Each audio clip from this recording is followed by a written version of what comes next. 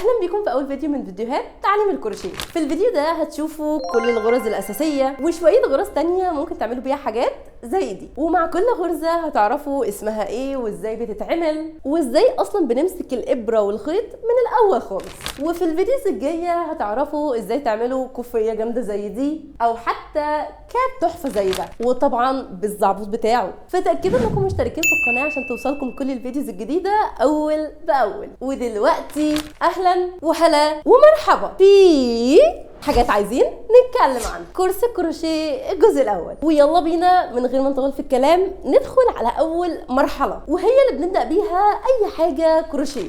دي كده الابره اللي انا بستخدمها، هي مقاسها 4.5 مللي، متبهدله شويه من القطط بتاعتي، وده نوع الخيط اللي انا بحب استخدمه. كان في نوع تاني احسن بس الصراحه ما بقاش بينزل مصر. نبدا بقى بالغرزه اللي بيبدا من عندها كل حاجه، وهي غرزه السلسله. اول حاجه بنعمل عقده كده، وبعد كده نقلب العقده دي او الحلقه على طرف الخيط الطويل، وبعد كده هندخل صباعين في الحلقه ونشد الخيط من جوه، وبعد كده نشد طرفين الخيط فتبقى معانا عقده. هفكها بسرعه واوريكم ازاي بتتعمل تاني. اول حاجه هنعمل الحلقه بتاعتنا او العقده، وبعد كده هناخدها نقلبها على طرف الخيط الطويل. اوبس، لا معلش، هنحطها تاني على طرف الخيط الطويل، وبعد كده ندخل صباعين نشد بيهم الخيط من جوه فتبقى معانا حلقه. والخطوه اللي بعد كده بسيطه جدا، مجرد ان احنا بندخل الابره جوه الحلقه وبنشد بس طرفين الخيط فبتبقى بالظبط على مقاسها. ونيجي للخطوه اللي بعد كده، وهي ازاي اصلا بقى بنمسك الخيط. بالنسبه لجزء الخيط الطويل هنبدا نلف عليه الثلاث صوابع اللي تحت زي ما انتم شايفين، وبالصباع الطويل هنبدأ نرفع الخيط، ونيجي بقى عند الطرف التاني من الخيط ونمسكه بالصباعين دول علشان يبقى عندنا تحكم كامل على الخيط كله، نرخيه او نشده. وبالنسبة للشغل في غرزة السلسلة، فاول حاجة ان احنا بناخد لفة من الخيط وندخل بيه جوه الغرزة اللي احنا واقفين فيها زي كده في الشكل اللي انتوا شايفينه.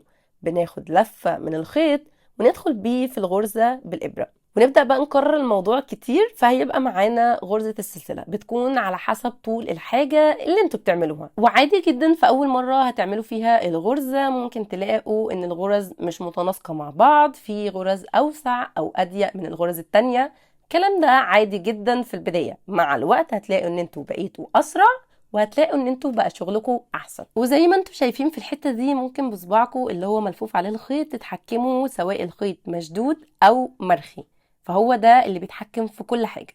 وبس كده، الموضوع مش صعب خالص. هتبداوا بس تمشوا ايديكم فيها شويه كده حلوين علشان تتعودوا عليها، ويبقى بالنسبه لكم الغرز اللي جايه كلها اساسها صح. وبعد ما شفتوا اول غرزه، فندخل دلوقتي على الغرزه الثانيه. وتاني غرزة معانا في الفيديو هي غرزة الحشو، وزي ما اتفقنا ان غرزة السلسلة هي اساس اي غرزة هنتعلمها في اللي جاي. وزي ما انتم شايفين انا كنت اوريدي بدأت بان عملت غرزة السلسلة، فدلوقتي نبدأ بقى في غرزة الحشو على طول. اول حاجة الحلقة او العقدة اللي ملفوفة حوالين الابرة دي مش بنعتبرها غرزة، هنتجاهلها وهنعد من بعدها غرزتين. هندخل بقى بالابرة في الغرزة التانية ونلف خيط حوالين الإبرة ونطلع بيه من الغرزتين اللي احنا دخلنا منها.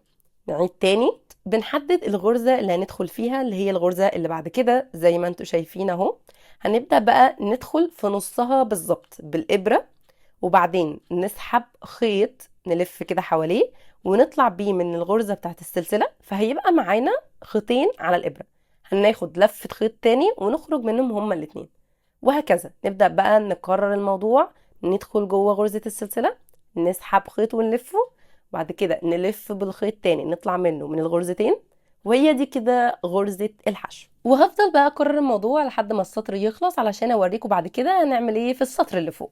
وده كده شكلها بعد ما خلصت السطر كله. ودلوقتي الابرة واقفة عند اخر غرزة، هاخد لفة من الخيط واعمل غرزة السلسلة، وهلف بقى الشغل بتاعي كله للناحية التانية. شفتوا بقى اللي احنا عملناه في اول سطر، هنعيده تاني دلوقتي بالظبط. اول حاجة هنتجاهل الغرزة اللي الابرة موجودة فيها، وبعدين نحدد الغرزة اللي بعدها هندخل فيها بالابرة وناخد لفة بالخيط ونطلع بيه من الغرزة اللي احنا كنا لسه دخلنا فيها، وبعدين ندخل تاني ناخد لفة بالخيط نطلع بيه من الخيطين.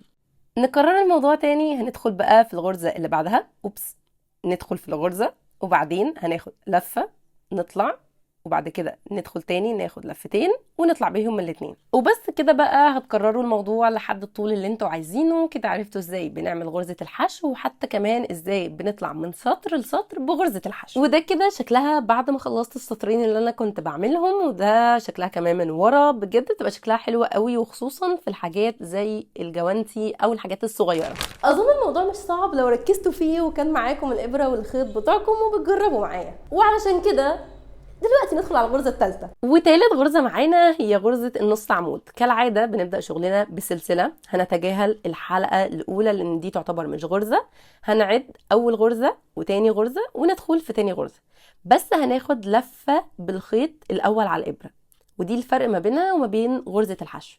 وبعدين هناخد لفة من الخيط ونطلع، هيبقى معانا 3 خيوط على الإبرة. ناخد لفة كمان ونطلع منهم هما ال3. تاني هناخد لفة وبعدين ندخل جوه الغرزة، ناخد لفة ونطلع تاني. فكده بقى معانا 3 خيوط على الإبرة. هناخد لفة ونطلع منهم مع بعض هما ال3.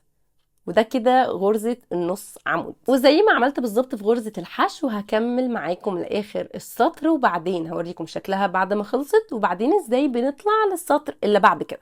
وده كده شكلها بعد اول سطر ما خلص والابرة واقفة عند اخر غرزة. هناخد برضو لفة ونقفل السطر بتاعنا بغرزة سلسلة عادي جدا.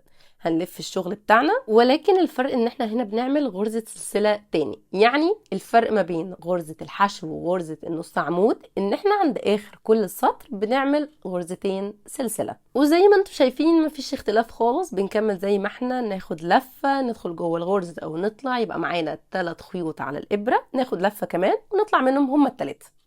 وده كده شكلها بعد ما خلصت السطرين. لو انتوا كنتوا بتجربوا احب جدا اشوف تجاربكم معايا، ممكن تبعتولي على انستجرام. ودلوقتي الغرزة الرابعة. طيب الغرزة اللي بعد كده هي غرزة العمود، فانا هكملها على نفس الشغل اللي احنا كنا عاملينه. هناخد لفة من الخيط قبل ما ندخل جوه الغرزة، وبعدين ندخل وناخد لفة ونخرج. برضو معانا 3 خيوط على الابرة. الاختلاف هنا بقى هناخد لفة من الخيط ونطلع بيها من اول دايرتين، وبعدين لفة كمان ونطلع بيها من الدايرتين اللي فاضلين. نكرر الموضوع تاني، لفة بالخيط وندخل جوه الغرزة وناخد لفة ونطلع. بقى معانا 3 خيوط على الابرة. هناخد لفة ونطلع من اول خيطين، ولفة كمان ونطلع من الخيطين اللي فاضلين. يعني نقدر نقول ان هي نفسها غرزة النص عمود بس مع اختلاف صغير خالص. وتاني برضو معانا 3 خيوط على الابرة، نطلع من اول خيطين ولفة كمان ونطلع من اخر خيطين. وافضلوا بقى كرروا الموضوع لحد ما تتعودوا على الغرزة. واخيرا وليس اخرا او اخرا، ما علينا، الغرزة الاخيرة. والغرزة اللي معانا بعد كده انا الصراحة بعتبرها غرزة جداتي شوية، بس الصراحة لما بيتعمل بيها حاجات معينة بتطلع فعلا شكلها تحفة. بنعد كده 3 غرز من غرزة السلسلة، وبعدين بنبدأ نعمل غرزة العمود. والفكرة هنا ان احنا بنعمل غرزة العمود 3 مرات في نفس غرزة السلسلة. زي ما انتوا شايفين كده ده تاني عمود، وبعد كده هعمل 3 عمود في نفس برضو الغرزة. فلازم علشان تعملوا الغرزة دي تكونوا بتعرفوا كويس جدا تعملوا غرزة العمود مظبوط.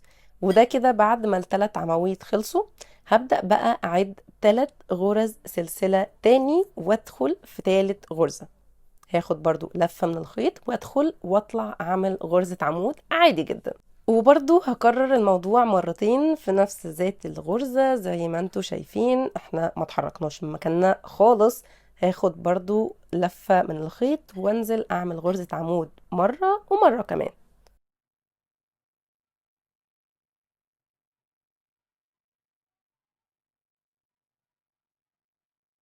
فده كده شكلها بعد ما عملتها مرتين. هكمل بقى الصف كله واوريكم. وده كده شكلها بعد ما الصف الاولاني خلص والابرة موجودة عند اخر عمود. هبدأ بقى اعمل غرزة سلسلة 3 مرات علشان اطلع للسطر اللي فوق. والخطوة اللي بعد كده هنلف بقى الشغل بتاعنا للناحية التانية زي ما احنا اتعودنا. هنبدأ بقى ندخل في الفراغ اللي بين اول 3 عواميد وتاني 3 عواميد اللي هي الفتحة دي. هنعمل فيها برضو 3 عواميد بنفس الطريقة اللي احنا كنا شغالين بيها تحت. كده خلصنا اول عمود، ناخد لفة ننزل ونعمل تالت عمود بنفس الطريقة بالظبط. وبرضو لو حسيتوا ان الخطوات سريعة شوية عليكم ممكن ترجعوا للجزء اللي كنت بعمل فيه لفة العمود بس، هتلاقوا ان الموضوع سهل وبسيط. وده كده شكلها بعد ما خلصت الثلاث عواميد في اول فراغ. هبدأ بقى اكمل بنفس الطريقة بالظبط، وده كده شكل اول سطرين بعد ما خلصوا. وحاجة مهمة وهي ان قفلة السطر بتكون بعمود واحد مش بثلاث عواميد، علشان مساحة الشغل ما تكبرش مننا، نفضل بنفس المساحة اللي بدأنا فيها من تحت. وبرضو نطلع بثلاث غرز سلسلة ونكمل بقى بنفس الطريقة. وبكده اكون حاولت اقول لكم على اغلب الغرز الاساسيه اللي انا شخصيا بستخدمها. والفيديو الجاي هيكون غرزه الكوفيه القمر دي، فاستنوا الفيديو غالبا هتحبوه جدا. ولو كنت اول مره تشوفوني فما تنساش تعمل لايك، شير، سبسكرايب، زر الجرس. وبس كده، سلام.